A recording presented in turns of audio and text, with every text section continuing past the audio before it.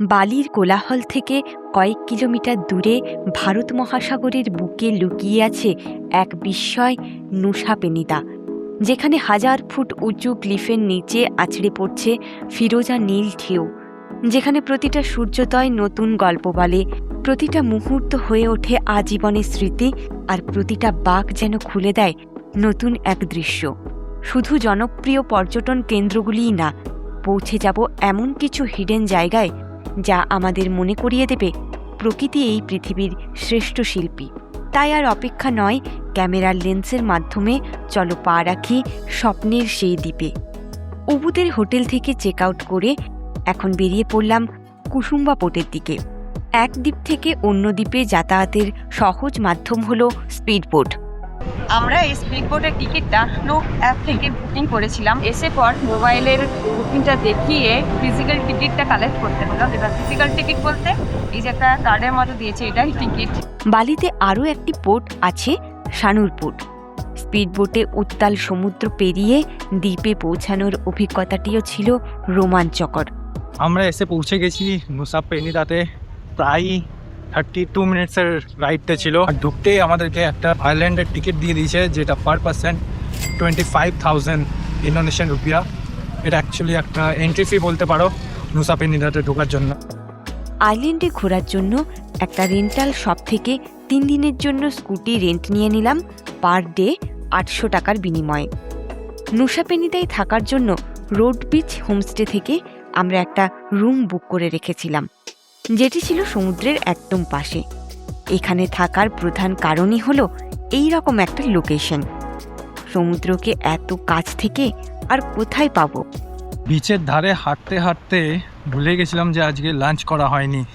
Beach লাগোয়া যে কটি খাবার দোকান ছিল তার মধ্যে একটা ভিয়েতনামিজ ক্যাফেতে ঢুকে পড়লাম। কোয়াশ লাইম অর্ডার দিয়েছিলাম, সেটা অলরেডি চলে এসছে। তার সাথে আর একটা মেন কোর্স অর্ডার করেছি, সেটা এখানে প্রিপেয়ার হচ্ছে। ওই সাইডে বালি আইল্যান্ডকে দেখাই যাচ্ছে না, মেঘে পুরো ঢেকে গেছে, মনে হয় বৃষ্টি হচ্ছে ওই সাইডে। এসেছি আমরা ইন্দোনেশিয়াতে, কিন্তু ডিশটা নিয়েছি ভিয়েতনামিজ। এটা হচ্ছে একটা bun noodles with grilled chicken. ভিড়ভাট্টা থেকে দূরে কটা দিন রিল্যাক্স করার জন্য এই জায়গাটির তুলনা নেই। মধ্যে এই সামনেটাতে মান্তা রেস আছে, আমি দেখতে পাচ্ছি জলের ভিতরে আছে, কিন্তু বোঝা যাচ্ছে ওইটা মান্তা রেস আছে। এটা হোমস্টে, তার উপর আইল্যান্ড, তাই একদম হোটেলের মতো সব কিছু ফ্যাসিলিটি আশা করে এসো না, একটু অ্যাডজাস্ট করতে হবে। যেমন এখানে পাওয়ার ব্যাকআপ নেই। সমুদ্রের এত কাছ থেকে রাত্রিযাপন জীবনের সেরা পাওয়াগুলির একটি। উত্তাল সমুদ্রের ঢেউয়ের গর্জনে ঘুম ভাঙল পরের দিন সকালে।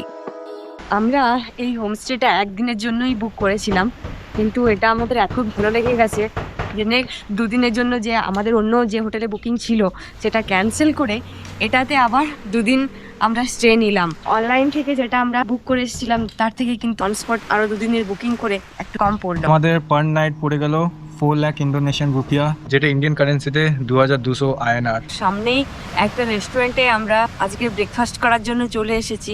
এটা হচ্ছে মাম্বো রেস্টুরেন্ট, তাদেরই একটা সিগনেচার ডিশ মাম্বো ব্রাঞ্চ, সেটা নিয়ে নিয়েছি আমরা।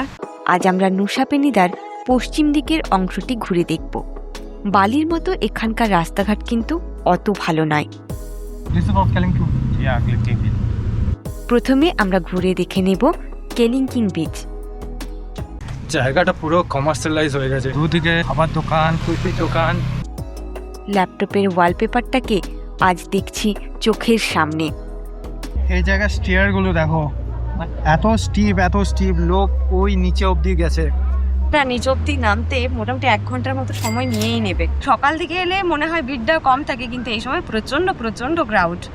দূর থেকে দেখতে টিরেক্স ডাইনোসরের আকৃতির লাগে বলে একে টিরেক্স ক্লিফও বলে। ডাকগুলো কত বড় বড় সাইজের। আমরা একটা কোকোনাট নিয়ে নিচ্ছি, এর প্রাইস হচ্ছে 80K। থাইল্যান্ডে যতটা মিষ্টি ছিল অতটা নয়, কিন্তু টেস্টে অনেক ভালো। আমাদের পরবর্তী গন্তব্য টেমলিং বিচ। মেন রাস্তা থেকে ভেতরের 3 কিলোমিটার রাস্তা কার নিয়ে যাওয়া যায় না, স্থানীয়দের বাইক ট্যাক্সি সার্ভিস নিয়ে যেতে হবে। রাস্তাটি অত্যন্ত খাড়া ও দুর্গম। এই জায়গায় আসতে লাস্টের 3 কিলোমিটার যথেষ্ট খারাপ রাস্তা, যথেষ্ট বলার মতো নয়। জানি না কি করে উঠাবো গাড়িটাকে। শেষ পয়েন্টে এসে পর পার্কিং করে দিলাম। পার্কিংয়ের কোনো চার্জ নেয়নি, বাট এন্ট্রির জন্য বলছে 10,000 পার পারসন। এত কষ্ট করে এই জায়গায় আসার মূল কারণ হলো প্রকৃতির এক বিস্ময় natural swimming pool. Changing room আছে, তোমরা যারা সুইম স্যুট পরে আসছো না তো এই জায়গায় এসে পর চেঞ্জ করে নিতে পারো। সমুদ্রের কাছে পাহাড়ি ঝর্ণার মিষ্টি জল জমে তৈরি হয়েছে এরকম প্রাকৃতিক পুল। সুইমিংয়ের সাথে এনজয় করো সমুদ্রের প্যানোরামিক দৃশ্য। একদম অফবিট একটা লোকেশন, হাতে গোনা কয়েকটি টুরিস্টই পাবে। উপরে উঠে আসতে আবার অনেকক্ষণ সময় লেগে গেল।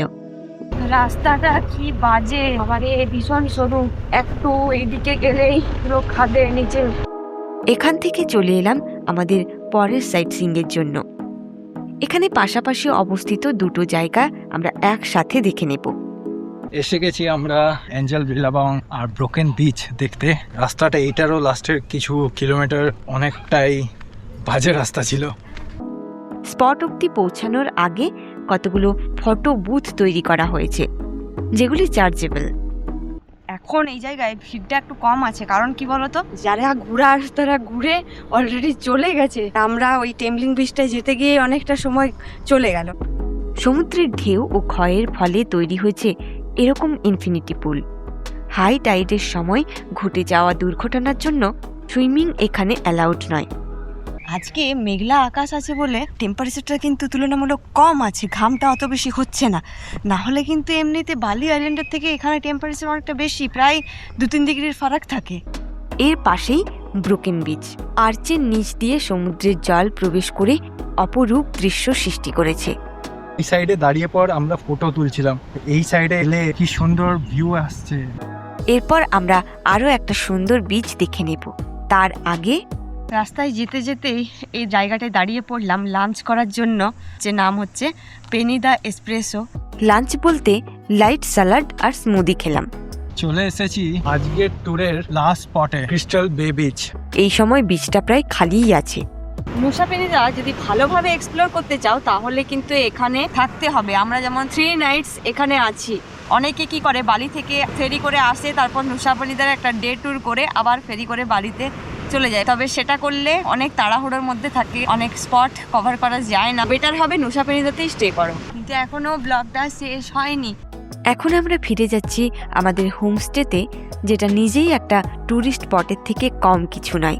এই মুহূর্তে পুরো বালি আইল্যান্ডের যে হিলসগুলো আছে সেগুলো ক্লিয়ারলি বোঝা যাচ্ছে। আকাশ পরিষ্কার থাকলে মাউন্ট আগুনের এরকম একটা সুন্দর ভিউ পাওয়া যায়। এখন সুদীপ্ত সুইমিং করছে। এটা অন্য কোনো বিচ নয়, আমরা যে হোমস্টেটায় আছি তার সামনের সমুদ্রটাতেই। কেমন লাগছে সুদীপ্ত? বালির মতো এখানেও কনভিনিয়েন্স স্টোর আছে, ক্যাফে আছে। এরকম একটা ক্যাফেতে আজ ডিনারের জন্য এলাম। পিজার অর্ডার দেওয়া হয়ে গেছে, এর মাঝে দেবিকা কি ড্রিঙ্কস অর্ডার করবে সেটা এখনো রিসার্চ করছে। লাস্ট 15 মিনিট ধরেও রিসার্চ চলছে। মোটামুটি দুজনের খাওয়ার জন্য ঠিকই আছে। Good morning from Nusa Penida. আজ আমরা বেরিয়ে যাব ডায়মন্ড বিচের দিকে। আজ দ্বিতীয় দিনে নুসা পেনিদার ইস্ট সাইডের জায়গাগুলো ঘুরে দেখব। তার মধ্যে প্রথমে এলাম ট্রি হাউস দেখার জন্য। পার্কিং স্পট থেকে কিছুটাই জাস্ট হেঁটে এলে এই জায়গায় এন্ট্রি নিতে হচ্ছে 25K পার পারসন। তারপরে শুরু হয়ে যাচ্ছে এই রাস্তা, যেটা আমি জানি অনেকটাই নিচে যেতে হয়। এই যে রাস্তা শুরু, রাস্তা এরকম। ট্রি হাউস হচ্ছে ওই জায়গায়। আমার পেছনে যে বিচটা দেখতে পাচ্ছ সেটাই হচ্ছে ডায়মন্ড বিচ, কিন্তু সেইটা এই সাইড দিয়ে যাওয়া যায় না, আমাদেরকে ঘুরে পর যেতে হবে ওই সাইডে। নেমে তো যাচ্ছি ইজিলি, কিন্তু ওঠার সময় অনেক পা ব্যথা করবে, কারণ কি অনেক হাইটে আছে সিঁড়িগুলো। এই হচ্ছে সেই ট্রি হাউস যার এত পপুলারিটি। সেইটাতে আসতে আমাকে ওই একদম টপ থেকে সিঁড়ি দিয়ে নেমে নেমে এই জায়গায় আসতে হয়েছে। খাটনি কিন্তু অনেকটাই আছে। ক্লিফের পাশে অবস্থিত এই জায়গাটি দারুণ এক ফটো স্পটে পরিণত হয়েছে। এখানে ফটোশুটিংয়ের জন্য চার্জ 75,000 IDR। এখান থেকে আমরা চলে এলাম ডায়মন্ড বিচ ও আটো বিচ দেখার জন্য। 90,000। এই বিচ দুটি কাছাকাছি অবস্থিত। ক্লিফের ওপর থেকে নিচের সমুদ্র সৈকতের দৃশ্য মন ভোলানো। ক্লিফের উপর কয়েকটি রেস্টুরেন্টও আছে, যেখান থেকে আজকে ব্রেকফাস্ট করে নিলাম। দ্বীপটিতে বালিনিজ সংস্কৃতি আজও সমানভাবে অটুট। জাস্ট ওই স্পট থেকে কিছুটাই নিচে নামতে হলো, তাতেই রাইট সাইডে আমার পড়ছে ডায়মন্ড বিচ। সমুদ্রের মাঝখানে ডায়মন্ড শেপের বিশাল পাথরগুলির জন্য এরূপ নামকরণ।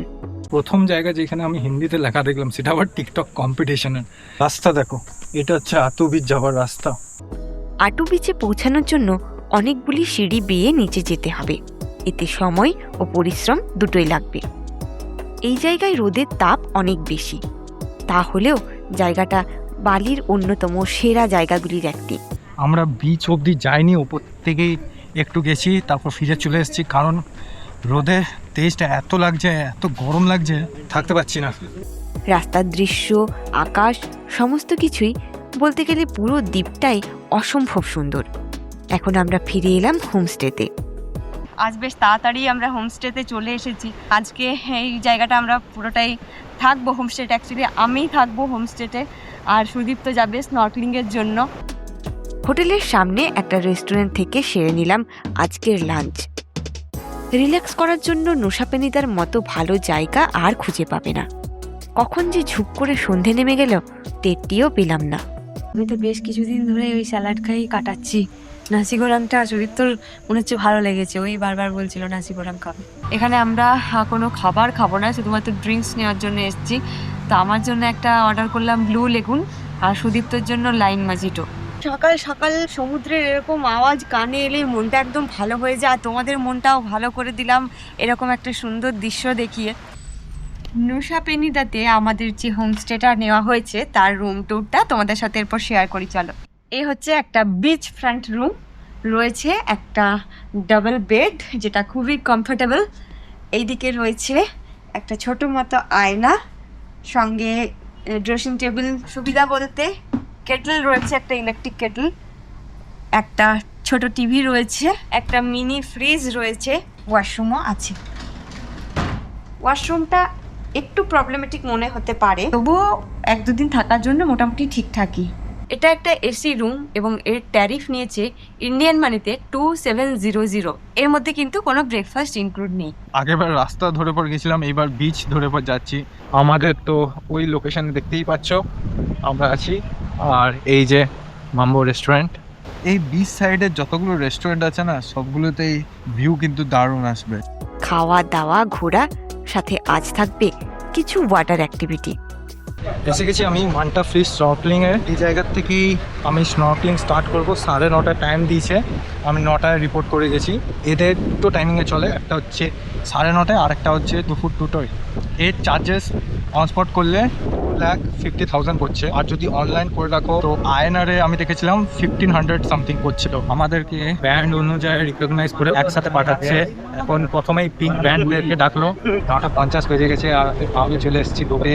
বোট ছেড়েও দিয়েছে, চলে এসেছি আমাদের ফার্স্ট পয়েন্টের দিকে। সবাইকে লাইফ জ্যাকেট আর স্নর্কলিং দিয়ে দিয়েছে।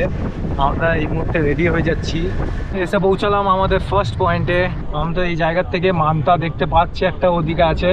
এমনিতেই ওয়েভসগুলো অনেক হাই, 1-2 জন নামতে গেল, তাদের হাতে আবার লাগলো, আর এরাও ফিরে আসছে। এবার সময় এখন 10:35, আর আমরা চলে এসেছি সেকেন্ড পয়েন্টে। টার্টল, রিপ ফিশ, মান্টারে, অক্টোপাস এরকম বিভিন্ন সামুদ্রিক প্রাণী দেখতে পাওয়া যায়। আইল্যান্ডে যেরকম স্নর্কলিং করেছিলাম, একদম সমুদ্রের জলটা অনেকটা শান্ত ছিল। স্নর্কলিং করার সবথেকে ভালো সময় হলো সকাল 9টা-10টা। তখন সমুদ্র তুলনামূলক শান্ত থাকে এবং জলের স্বচ্ছতাও থাকে বেশি। সমুদ্রের ঢেউ অনেক বেশি থাকলে স্নর্কলিং বন্ধ থাকে। দারুণ ছিল, দারুণ। ও লাস্ট স্পটে এসছি, আর আমাদের হোমস্টেটা ওই যে দেখা যাচ্ছে। 11:30 বাজে, আর আমি ফিরে চলে এসেছি। ওয়াটার কারেন্ট সব জায়গায় একটু হাই ছিল, মান্তার বেতে তো বেশি ছিল অ্যাকচুয়ালি ওয়াটার কারেন্টটা। লাস্টের পয়েন্টটাতে তো আমি টার্টেলও দেখতে পেলাম। আজ নুসাপেনিদা ছেড়ে চলে যাব কুটা, তাই বোটে যাওয়ার আগে লাঞ্চটা করে নিলাম। আজ লাঞ্চের জন্য যে রেস্টুরেন্টে এসেছি সেটাও সি সাইডে। এখানকার বেশিরভাগ রেস্টুরেন্টগুলোই সি সাইডে। পিজার মধ্যে আলু আছে, আবার বেগুনও আছে, কিন্তু বাঙালি পিজা নাকি। নুসাপেনিদাতেও তোমরা কারেন্সি এক্সচেঞ্জের সব পেয়ে যাবে। স্কুটিটা রিটার্ন করতে এলাম, ওনার এই জায়গায় নেই, অন্য কোথাও আছে।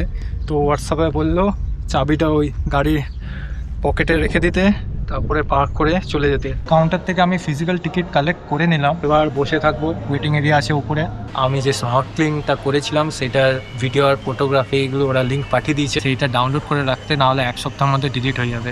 নুসা পেনিদাকে বাই বলার সময় হয়ে গেছে। গেট নাম্বার 12 থেকে আমাদেরকে ডিপার্চার করা হচ্ছে। নুসা পেনিদা থেকে ফেরি করে এখন আমরা যাব বালির শানুর পোর্টে। সাম্পালান পোর্ট থেকে এই শানুর অবধি পৌঁছাতে আমাদের সময় লাগলো 45 মিনিটস। যাদের ভমিটিং এর টেন্ডেন্সি আছে তাদের কিন্তু একটু সমস্যা হতে পারে।